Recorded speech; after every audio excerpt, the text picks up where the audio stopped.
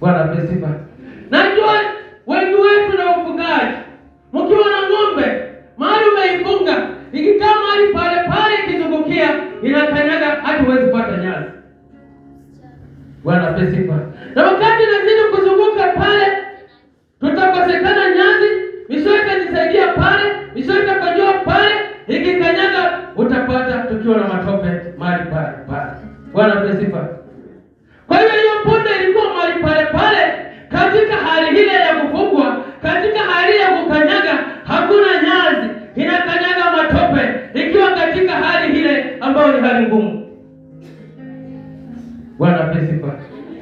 Zaidi ya yote, wakati Yesu alionyeshwa mambo yale, baada ya kuomba, alikuwa na wanafunzi wake, akawachagua wawili, akawatuma, teremkeni katika kila kijiji. Zaidi ya yote, mtapata mwanapunda uweze kumfungua. Bwana asifiwe. Ni challenge ambayo inanishangaza. Wakati wao wanakuwa katika mlimani, katika mlimani wa maombi, katika mlimani wa Zaituni, katika mlimani ya kutafuta uso wa Bwana. Je, wakati unaomba ni mambo gani unafunuliwa? Na je, kama unafunuliwa inakuwa baraka au tukufu katika maisha yako? Bwana asifiwe. Jambo ambalo linanishangaza, Bwana Yesu Kristo mwana wa Mungu aliangalia kiumbe ambacho ni dhaifu, kiumbe ambacho kimedharauliwa, kiumbe ambacho kinabeba mizigo, anataka kifungue. Bwana atukuzwe. Ukiangalia wakati wa zamani, ukiangalia farasi imesikika, ni mnyama ambao kuna sifa, ni mnyama ambao unaheshimiwa, ni mfalme atembee.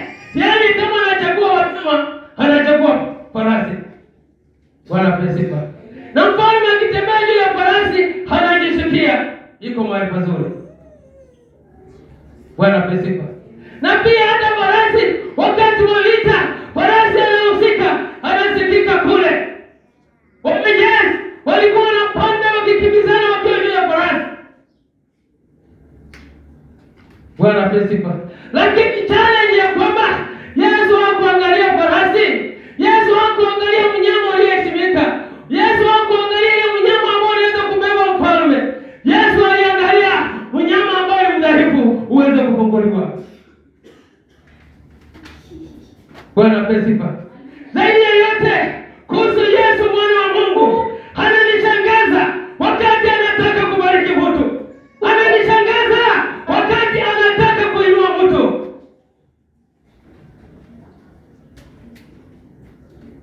Bwana asifiwe. Wakati alitaka awe na wanafunzi, kitu ya ajabu, hata akiwa na miji, yaani tuna Yerusalemu, kuna Samaria, kuna Nazareti. Wakati alitaka achague wanafunzi, hakuangalia miji, lakini aliteremka akienda kwa mto, aliteremka akienda baharini kutafuta kina Yohana. Bwana asifiwe. Wakati alifika kule, aliona huyo wanavua, akasema hawa ndio wanafaa. Bwana asifiwe. Sipasa ujumbe wa siku ya leo inatuambia kwamba wakati Yesu akiwa katika milima ya maombi, yaani milima ya Mizeituni, alionyesha ya kwamba kuna punda ambaye anahangaika kwa ajili ya kufungwa. Akatuma wanafunzi wake, akawaambia, nendeni mkamfungue na mkaniletee.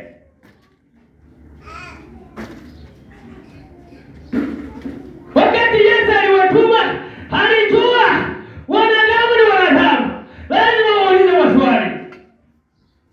Na hakika wakati punda alifunguliwa, kuna maswali iliulizwa. Mbona mnamfungua? Bwana asifiwe. Nataka nikwambie ya kwamba kwa ajili ya hiyo ujumbe, kuna neno ambalo linanifunza, kuna neno ambalo nalishika, ya kwamba wakati Yesu anataka kubariki mtu, anaangalia wale wadhaifu, Bwana anawainua katika kiwango kingine.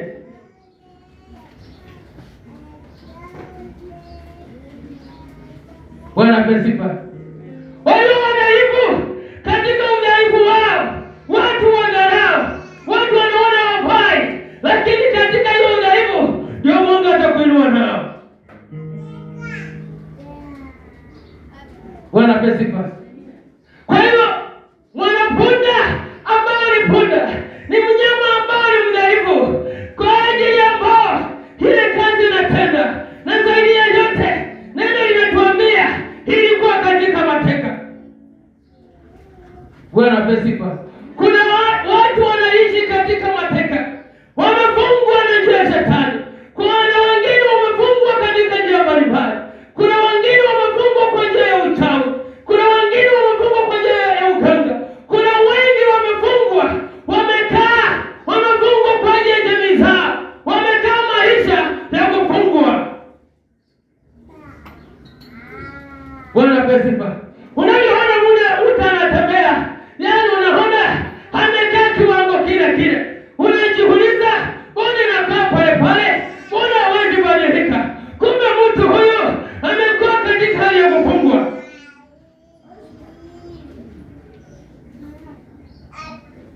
Bwana apewe sifa. Katika kufungwa kule, imefika wakati Mungu akufungue, maana Mungu anapenda uweze kufunguliwa. Ukiwa mtu wake ni heri ufunguliwe, na ukifunguliwa Mungu atabadilisha maisha yako. Hautakaa maisha ya kufungwa, utakaa maisha ya uhuru.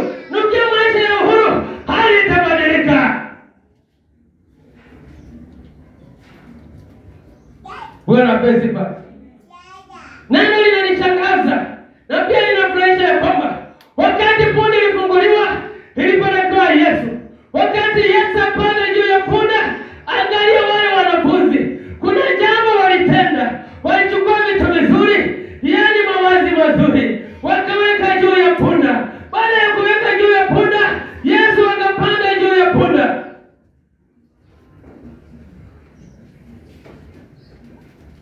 Bwana apewe sifa. Wakati Yesu alienda juu ya punda, yaani punda, watu mnaelewa kuhusu punda, kwa kurusha mateka punda ni hodari. Hakika punda ukiendea mbaya atakuuma. Bwana apewe sifa. Neno linatuambia, ujumbe unaguza ya kwamba wakati Yesu alipanda juu ya punda, punda iliweza kutulia. Bwana apewe sifa. Kuna neno ndogo na dada nataka ulishike. Wakati ambao unakaa katika shida, wakati unakaa katika mahangaiko, na Yesu aingie ndani ya maisha yako, akiingia ndani ya maisha yako, hakika atakufungua na utakaa huru. Wakati wa kukufungua, inafaa uwe mtu mtulivu. Bwana apewe sifa. Wale ambao Yesu yuko nao sio watu wa kurukaruka, sio watu wa kujiinua, sio watu wa kujionyesha, ni watu ambao ni watulivu. Bwana apewe sifa. Ndio waende katika kiwango kingine, yaani umefunguliwa na Yesu yuko ndani ya maisha yako. Ni heri wote mtulivu. Mungu anahitaji watu watulivu, ndio wainue, ndio waongoze, ndio waongoze katika kiwango kingine, kiwango cha kunawiri. Bwana apewe sifa. Moyo wangu tulia, tulia kwa Bwana. Moyo wangu tulia, tulia kwa Bwana. Moyo wangu tulia, tulia, tulia. Moyo wangu tulia, tulia, tulia. Tulia, tulia, tulia kwa Bwana. Tulia, tulia, tulia kwa Bwana. Bwana apewe sifa. Ndio anatuambia kwamba roho iliyotulia Yesu huipenda.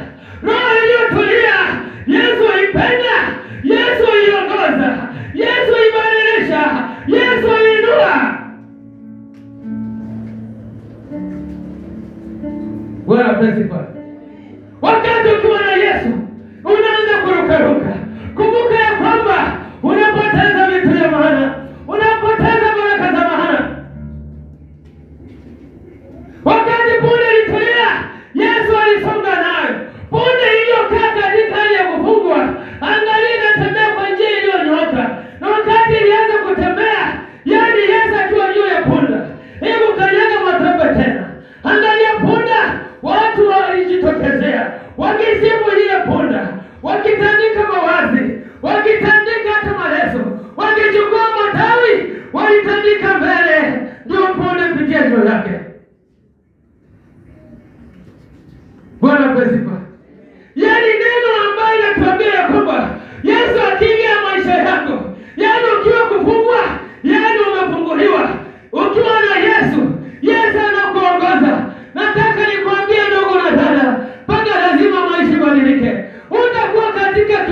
kile, utakuwa katika kiwango kingine.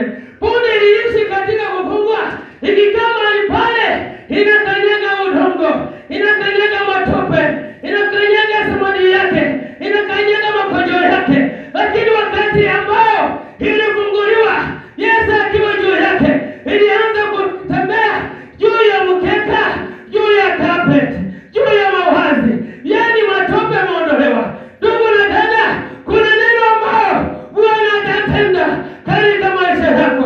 Atakuondoa kiwango ambao ni kiwango kigumu, ambao kiwango cha kuhangaika, ambao kiwango cha mateso, yaani katika maisha yako. Yaani Yesu alikufungua, vitu vitabadilika, na alikufungua. Kubali Yesu akutawale, kubali Yesu akuongoze, kubali Yesu ainue kizazi chako, kubali Yesu ainue maisha yako, kubali Yesu atende makuu katika maisha yako.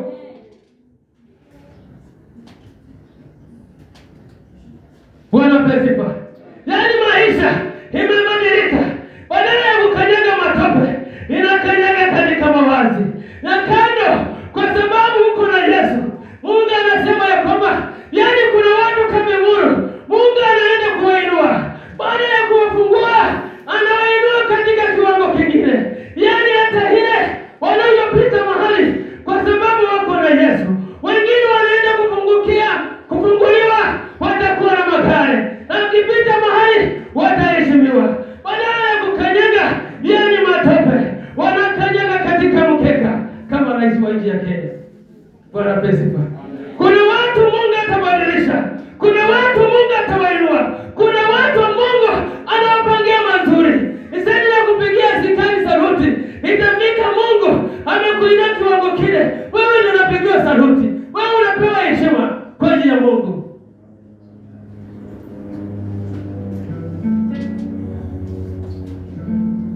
Bwana pesifa.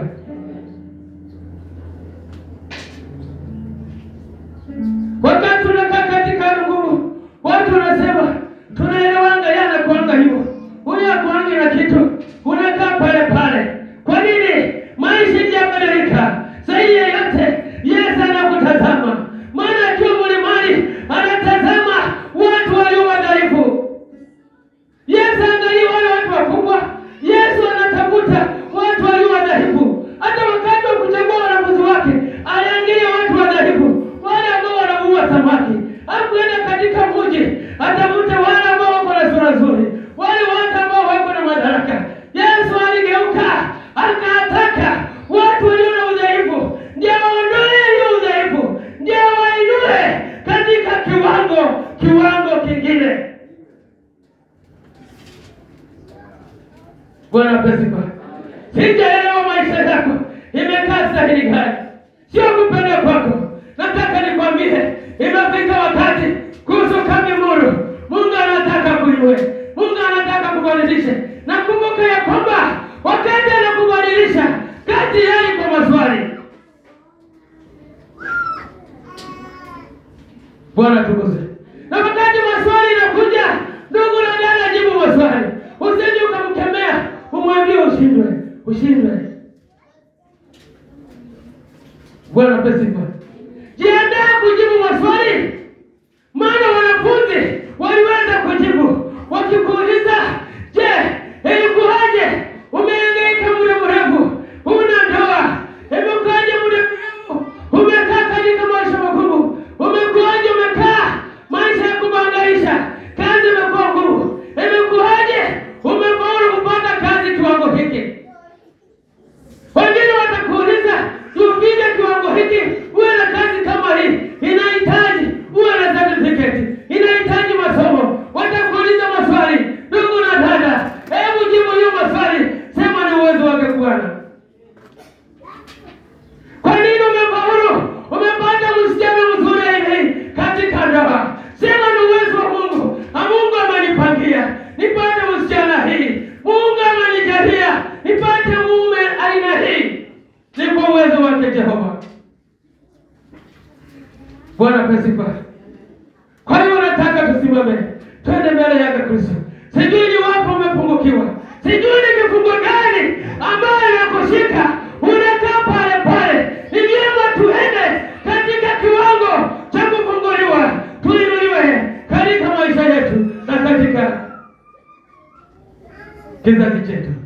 Kila mmoja ndugu na dada, fungua roho yako, Mungu apite ndani. Mungu anataka awe juu yako ili akulete kiwango kingine. Usikae vile vile. Watu wamekuzoea kiwango kile, lakini imefika kiwango Mungu akubadilishe. Mungu akulete kiwango cha kuinuliwa, kiwango cha kubadilika, kiwango cha kuinuliwa katika maisha mengine. Sio kawaida tukae katika nyumba za watoto. Kuna manyumba nzuri, kuna ploti nzuri, Mungu anataka akupe. Kuna makao mazuri, lakini ni jambo kuchukua hatua ili akufungue na mitego ya shetani na njia za maadui na njia ya warangi na njia ya wachawi na njia ya waganga, akuweke huru uende katika kiwango kingine. Kuna wengine ndoa zao zilifungwa, wamekaa pale pale katika maisha. Kuna uzito katika maisha, kuna kuhangaika katika maisha, kuna mateso. Mungu anataka kutenda jambo.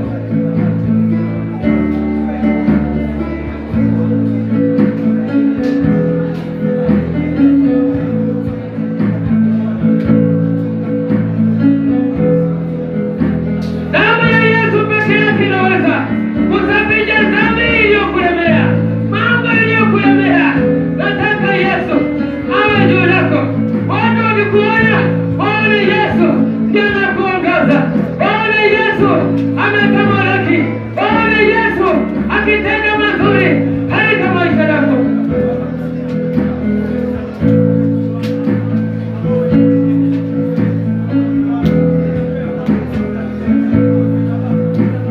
Watu wamekuzoea, wanasema wanakuanga tu hivyo.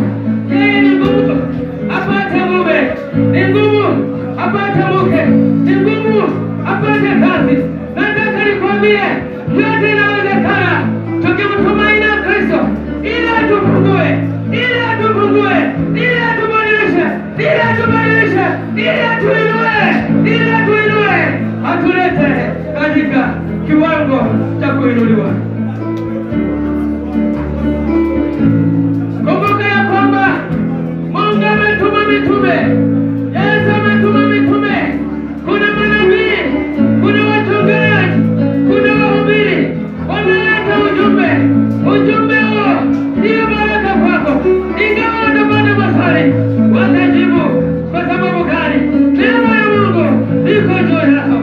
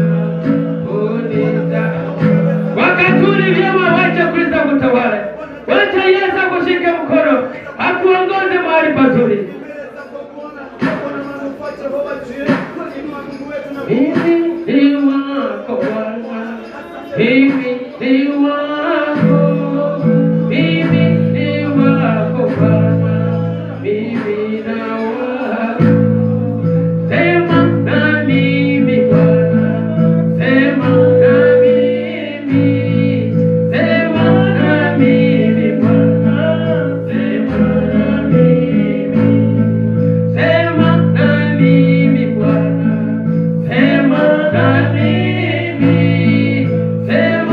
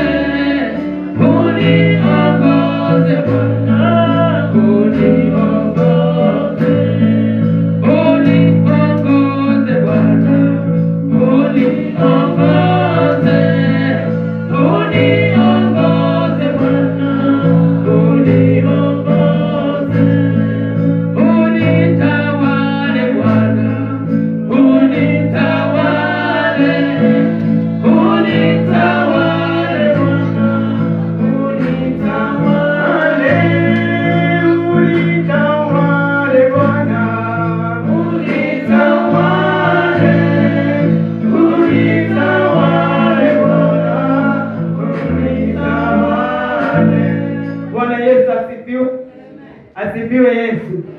Tuamini tunapoenda kuomba, maana maandiko yameweza kutuambia ya kwamba Yesu akahitaji mwanapunda ambaye hajaipandwa na moto. Praise God. Kwa hivyo Yesu wetu pia anahitaji vitu vilivyo vizuri ambavyo havijaitumika na wanadamu, vitu ambavyo havijainajisika, vitu ambavyo vinakaa vimedharauliwa, lakini Mwokozi anahitaji kwa ajili ya huduma wake. Bwana Yesu asifiwe. Wewe kama asubuhi ya leo ni wewe ambaye Jehova anahitaji kwa ajili ya kazi yake njema ambayo inasimama mahali ambapo tunapoenda kuomba, tuwasilishe mbele ya Mwenyezi Mungu ili Roho wa Bwana akaweze kunena na wewe na kukuinua na kusongesha kiwango kingine katika jina la Yesu Kristo.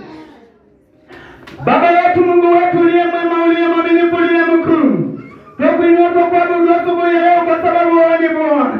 Hakuna Mungu mwingine aliye na uwezo na nguvu kama zako Jehova. Umetamalaki dunia mzima, imejaa utukufu wako. Asubuhi ya leo Baba yangu, tazama wanao wako mbele zako. Baba, ni nafsi iliyo ya mali yako Jehova, uliowaumba kwa mfano wako Mungu wangu, na hukuweza kuwaumba wateseke Bwana, bali uliwaumba na malengo Jehova. Na asubuhi ya leo Mungu wetu, Mungu mwema, tunakuita kwa ajili ya malengo hayo. Uliweza kuumba huyu kijana na malengo fulani, nami naomba ukayatimiza Jehova. Uliumba huyu mama na malengo fulani, nami ninaomba ukayatimiza Jehova. Uliumba huyu mtoto na hata mzee na malengo fulani Jehova, ndani ya maisha yao naomba ukatimize, maana ulihitaji mwanapunda Jehova ambaye hajawahi pandwa na mtu Bwana, na huyu ni mnyama amedharauliwa Jehova, wengine tumedharauliwa Bwana na wanadamu Jehova. Mungu wangu, mbali uko na malengo nao Baba. Baba, asubuhi ya leo Jehova, anza kuwaita na kuwachagua, anza kuwaita na kuwachagua. Maswali itakapoulizwa itasemekana Bwana na mhitaji.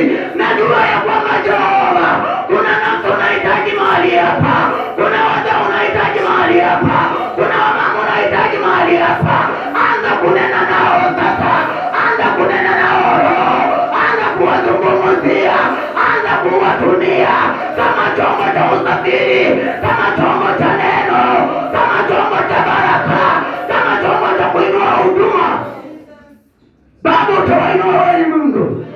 Ninajua ya kwamba kila maisha yao kuna yule mwovu Shetani anayekuja kinyume Jehova na kuambia ya kwamba wewe haufai, wewe hautajiki, wewe umekataliwa. Nami ninakataa katika jina la Yesu, baada kushindwa, katika jina la Yesu, baada kushindwa. Wote huru kwa damu yako, watawale wewe ni Bwana. Wako njiani wanakuja, Yesu mwana Mungu, na ukabidhi mbele zako.